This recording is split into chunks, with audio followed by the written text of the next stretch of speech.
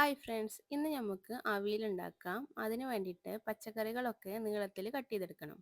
പിന്നെ വെണ്ടക്ക പോലത്തെ വഴുവഴുപ്പുള്ള പച്ചക്കറികളൊന്നും അവിയലിന് നമ്മൾ ഉപയോഗിക്കലില്ല.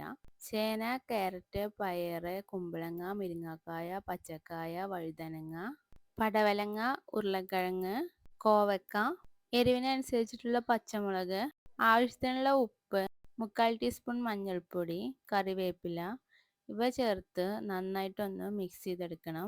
ഈ മഞ്ഞൾപ്പൊടി ഉപ്പും എല്ലാ ഭാഗത്തേക്കും ആവാൻ വേണ്ടിയിട്ടാണ്. കുറച്ച് വെള്ളം ഒഴിച്ച് കൊടുക്കുക. പച്ചക്കറികൾ നന്നായിട്ട് വെന്തുടയേണ്ട ആവശ്യമില്ല. ഇനി അടച്ചു വെച്ച് വേവിച്ചെടുക്കാം. അരക്കപ്പ് തേങ്ങ, 3 ചെറിയുള്ളി, ഒരു പച്ചമുളക്, 1/2 ടീസ്പൂൺ ചെറിയ ജീരകം, കുറച്ച് കറിവേപ്പില, 1/4 കപ്പ് തൈര് ഇവയെല്ലാം കൂടെ ചേർത്ത് നന്നായിട്ടൊന്ന് ചതച്ചെടുക്കണം.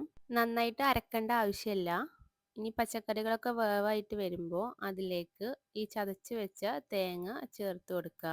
ഇനി എല്ലാം കൂടെ ഒന്ന് ഇളക്കി മിക്സ് ചെയ്തെടുക്കണം. പക്ഷെ നന്നായിട്ട് കുത്തി ഇളക്കരുത്. അങ്ങനെ ആകുമ്പോൾ കഷ്ണങ്ങളൊക്കെ ഉടഞ്ഞു പോകും. പക്ഷെ അവിയലാവുമ്പോൾ അധികം കഷ്ണങ്ങളൊന്നും ഉടഞ്ഞു പോവാതിരിക്കണം. അതാണ് കൂടുതൽ ടേസ്റ്റ് ഉണ്ടാവുക. ഇനി 1 ടീസ്പൂൺ വെളിച്ചെണ്ണ ഒഴിച്ചു കൊടുക്കുക. കുറച്ച് കറിവേപ്പിലയും കൂടെ ഇട്ട് കൊടുക്കുക.